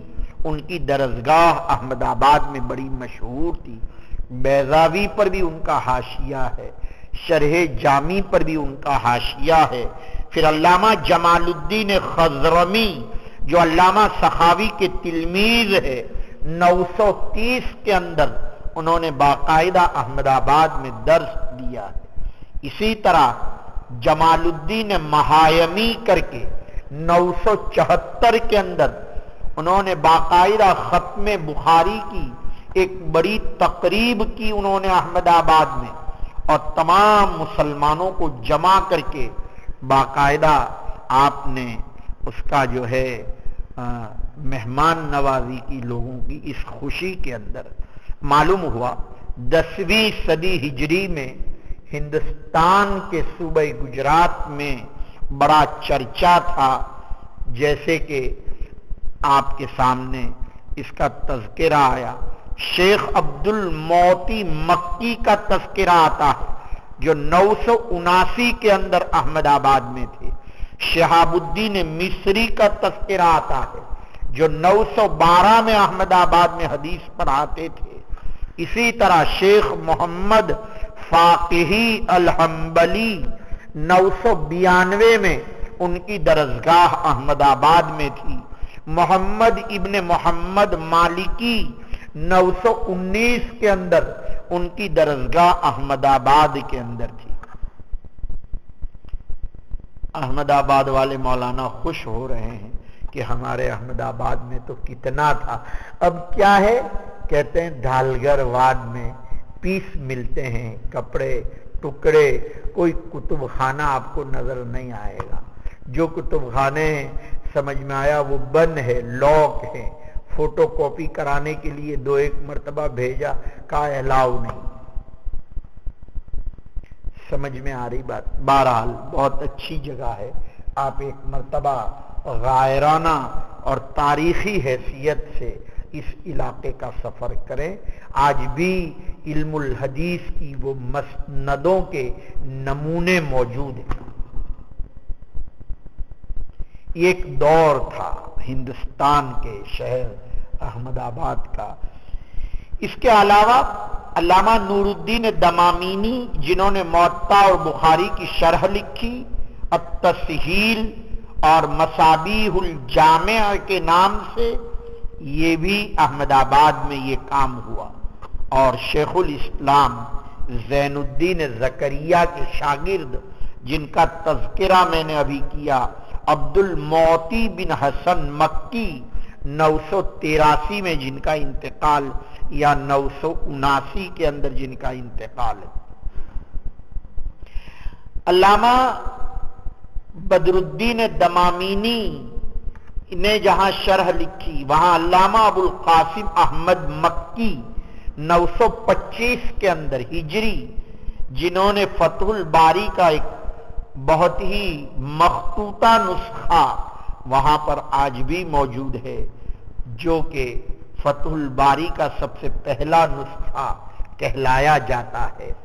اسی طریقے سے شیخ محمد بن طاہر پٹنی 986 میں جو ہندوستان ہی کے تھے اور قوم بواہر سے، بواہر تو سمجھتے ہیں نا، بوہرا، جیسے بھروچی ووڑا اور پٹیل ووڑا اور سنی ووڑا اور شیعہ ووڑا، اور اسی کو تم نے مونس کر کے بوری، داؤدی بوری کر دیا، سمجھ میں آیا؟ تو ایک بورا ہے، ایک بوری ہے۔ تو یہ وہی بواہر قوم، یہ یمن سے آئی تھی۔ ان میں مولانا محدث طاہر پٹنی علیہ رحمۃ۔ آج بھی آپ چلے جائیے، یہ بورے معلوم نہیں وہاں کیسے پہنچ چکے، پاٹن کے۔ آج وہاں پوری دنیا رہ رہی ہے، جدہ میں، مکہ میں، مدینہ میں، کسی کے پاس نیشنلٹی نہیں، لیکن گجرات کا شہر پاٹن کے محلے کے محلے آباد ہیں، سمجھ میں آیا؟ اور وہ بول نہیں پاتے، اب تو گجراتی نہیں بولتے، وہ یہی اپنے آپ کو کہتے ہیں ہم پٹنی ہیں، اور ان کو نیشنلٹی مل گئی. آج سے 150-200 سال پہلے وہ لوگ پہنچ گئے پاٹن سے. اس لیے وہاں پر بہت سارے پٹنی لوگ ہیں. اور تمہارا وہ مولوی صاحب قاری عبدالقیوم وہ پاٹن میں شادی کیا ہے, منصوری ہے اگرچہ وہ بوری نہیں, اس کو بھی وہاں کی اقامہ مل گیا ہے. سمجھ میں وہ ادھر وہ اقامے کے ساتھ اب رہنے لگا ہے. دیکھیے یعنی ان کے پاس وہاں رہنے کی لیے گنجائش مل گئی ہے.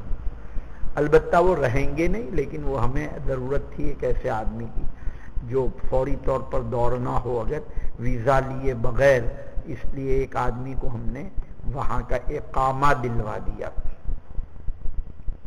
کل ان کا میڈیکل تھا, فون آیا, کہنے لگے کامیاب میڈیکل رہا. بہت اچھا.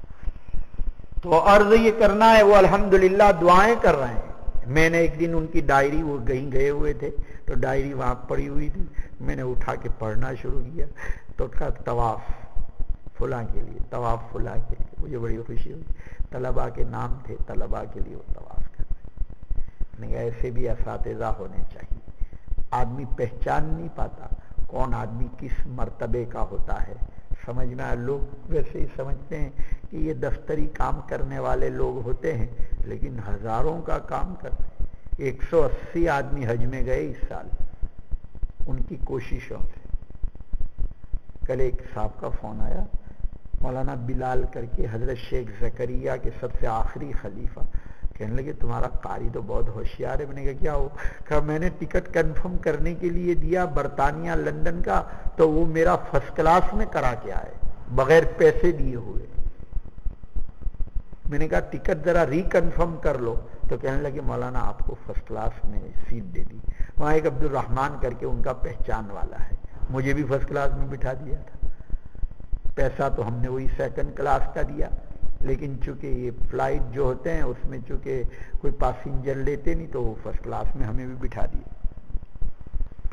آدمی معاملاتی فہم بھی ہونا چاہیے. منصوری ہے ان کے گاؤں کا, ان کی برادری کا, تو منصوری لوگ بھی ہوشیار ہوتے ہیں, لیکن معاملاتی فہم چاہیے. سمجھ میں. بعض مرتبہ لوگوں کو کہتے ہیں کسی منصوری کو فون لگانے کو, تو بیچارہ فون بھی نہیں لگاتا تھا. سمجھ میں آیا. لیکن یہ سب دعائیں ہوتی ہیں. کیا ہوتی ہے؟ دعائیں. اب میں نے وہاں مثلا اب کہنا نہیں چاہیے, وہاں لکھا ہوا تھا طواف حضرت والا, طواف اہل حضرت والا. تو میں سمجھا کوئی ان کا شیخ ہوگا. سمجھ میں آیا. تو ان کے لیے طواف. میں نے پوچھا یہ حضرت والا تمہارا کون ہے؟ کہنے لگے میرا تو حضرت والا ہی ہے. سمجھ میں آیا. تو یہ سعادت کی بات ہوتی ہے. سمجھ میں آیا. جب یہ محبت ہوتی ہے تو اللہ تعالیٰ بہت نوازتے ہیں. اچھا اپنے اندر کچھ بھی نہیں ہو حضرت والا میں, لیکن اصل سامنے والے کی اخلاص پر ہوتا ہے, ان کی طلب پر ہوتا ہے.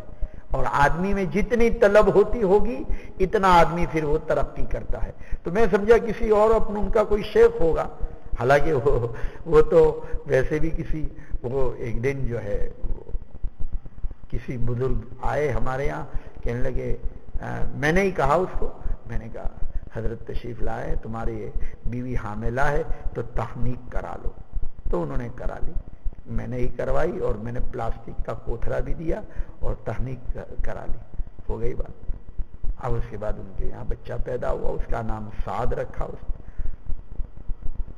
تو وہ آئے میرے پاس, کہنے لگے تحنیک. میں نے کہا تم تو تحنیک کرا چکے ہو, تم تو فلاں بزرگ کے پاس تم نے تو جو ہے کھجور اپنے منہ میں لعاب لگوا لیا ہے, اب تم میرے پاس کیا؟ نہیں مجھے تو آپ ہی سے تحنیک کرانی.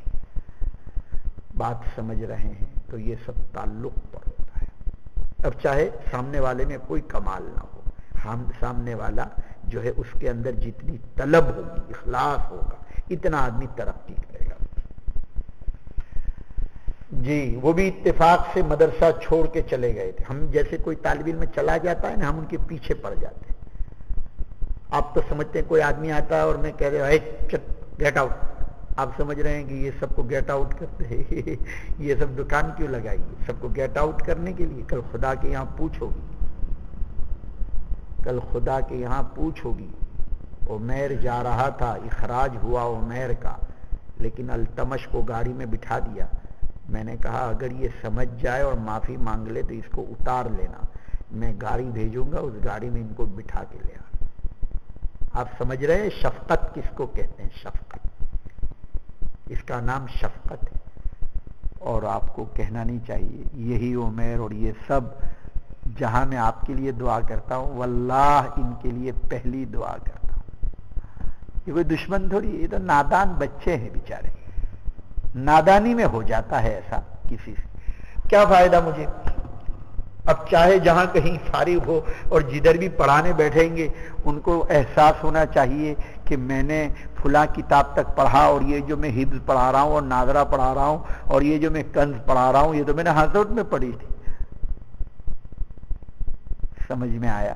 اس لیے آدمی کو ایسا نہ کرنا چاہیے. بہرحال طالب علم ہے, نادان ہے, نادانی بھی ہو جاتی ہے بچوں سے, لیکن اپنے تو خود استاذ کو نادان نہ ہونا چاہیے. اور دیکھیے مولانا, اسی کا نام تقدس اور تقوی ہے. تمہارے یہاں نام کھٹ کھٹ کھٹ کھٹ کا نام تم نے تقدس تقوی. اتفاق سے تسبیح لے کر جا رہا تھا, بابو سلام پر سے کوئی صلاۃ و سلام پڑھ, فوراً شرطا نے پکڑا. کہاں لے جا رہے؟ کیا چیز ہے؟ کیا ہے؟ چلو باہر رکھ دو یہ تسبیح. بہت بڑی بڑی تسبیح تھی, بڑے دانے کی, سمجھ میں کھٹ کھٹ بجانے کی. باہر سمجھ میں آیا؟ لوگ ایسی تسبیحیں کھینچتے ہیں, ذکر کرتے ہیں, اور پھر اللہ ہمیں معاف فرمائے لوگ غیبتوں میں مشغول ہو جاتے ہیں, تحقیر میں, تذلیل میں, عیب جوئی میں. سمجھ میں آیا؟ یہ چیز بالکل ایسی سم میں قاتل ہے کہ آدمی کی نیکیوں کو راکھ بنا دیتی ہے. کل ایک صاحب آئے, میں نے لگا کہ بھائی آپ کیوں دیر سے آئے؟ 2 مہینے تک نہیں آئے تھے. آج ہی صبح وہ پورا پوسٹ مارٹم کرتا رہا غیر حاضری کا, کون آیا کون نہیں آیا. نہیں کہ تم نہیں آئے. 3 طالب تھے. میں نے پوچھا کیوں؟ تو کہا فلاں مدرس نے کہا تھا کہ ابھی تم اتنے دن کے لیے فلاں جگہ چلے جاؤ اور پھر اتنے دن کے بعد میرے یہاں آ جانا. میں نے کہا اچھا, تو آپ کو ان کے ارشاد پر عمل کرنا چاہیے تھا. پھر ایک صاحب آئے, ان کو پتہ چل گیا کہ مجھے یہ معلوم ہو گیا, تو ایک اور صاحب آئے, کہا مجھے فلاں صاحب مجھے ملے تھے کفلتا کی مسجد میں, اور یہ کہہ رہے تھے کہ تم میرے پاس آ جانا اور میں تم کو جو ہے شاہی مراد آباد میں داخلہ کرا دوں گا, تم وہاں مت پڑھنا. بتائیے لوگ اس طریقے سے کیا فائدہ. اور واللہ باللہ تاللہ کعبہ کا پردہ پکڑ کے ان کے لیے دعا مانگی میں نے, خدا کی قسم, اور آج تک کسی کے سامنے ان کی غیبت نہیں. اس تقدس اور تقوی سے کیا فائدہ جو آدمی دوسرے کو ضرر پہنچائے. اور بالفرض و تقدیر, میری ذات سے آپ کی ذات کو اگر آپ کو نقصان پہنچا بھی ہو تو آپ تو ادارے کو نقصان پہنچا رہے ہیں. دونوں باتوں میں بہت بڑا فرق ہے. ایک آدمی چلا جائے گا, مثال کے طور پر آپ چلے گئے, سمجھ میں آیا, تو آپ کا علمی نقصان ہو, آپ کا ماحول خراب ہو گیا, اور ایک آدمی کا علمی نقصان ہو جائے, کیا فائدہ. اور مولوی صاحب ہم بھی پھول بچھاتے ہیں, کانٹے نہیں بچھاتے. یہ کوئی میرے دشمن تھوڑی ہیں, وہ تو میرے دوست ہیں, ان کو مجھ سے بھی اتنی محبت ہے, میں ان کا محسن ہوں. اس لیے اس کا خیال رکھنا چاہیے. آپ حضرات بھی کل استاذ بن جائیں گے. آدمی جب تک رہے دانا پانی مقدر ہو, آدمی رہتا ہے. اس کا یہ مطلب بالکل نہیں ہوتا کہ آدمی کسی ادارے کے پیچھے پڑے اور کسی ادارے کو نقصان پہنچائے. کسی کی شخصیت, کسی کی ذات سے کوئی اختلاف نہ ہونا چاہیے. یہ سب تربیت کے خلاف ہے. یہ اس سے کیا ہوتا ہے معلوم ہے, ایک دن اسی استاذ کا مقام طالب علم کے دل سے کم ہو جاتا ہے, اس لیے کہ وہ آدمی سوچتا ہے کہ یہ میرے لیے مخلص کہاں ہوا, میرے لیے یہ آدمی مخلص نہیں. سمجھ میں آیا؟ تو اس کا وقار ختم ہو جاتا ہے, اور ہم اس لیے سکوت اختیار کرتے ہیں. یہ بات تو ویسے برسبیل تذکرہ آ گئی, میں تو آج صبح وہ بات یاد آ گئی, مجھے تھوڑا افسوس بھی ہوا. میں نے کہا 2 رکعت نماز پڑھ کے اپنا غم ہلکا کر لیا. تو میں یہ عرض کر رہا تھا کہ ہندوستان پر یہ سب ادوار گزرے، غالباً میں 9ویں صدی ہجری تک پہنچ چکا، اب میں 10ویں صدی ہجری کا سلسلہ آگے شروع کروں گا۔ یہ گفتگو کس پر چل رہی ہے؟ واضح پر، اور واضح میں گفتگو تھی واضح کی باعتبار اثبات، باعتبار نفی، اور تیسری گفتگو ہندوستان اور گجرات میں علم الحدیث کیسے آیا۔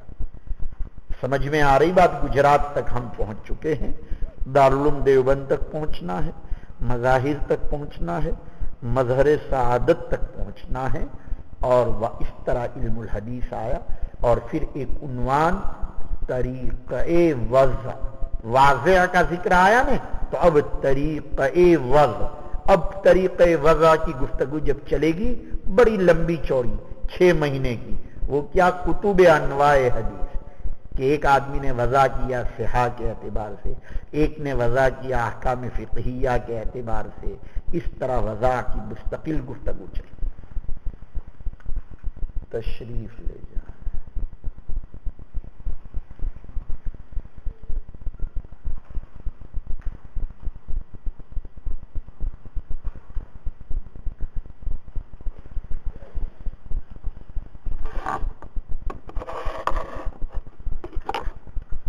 ارے یار تمہارا ہاتھ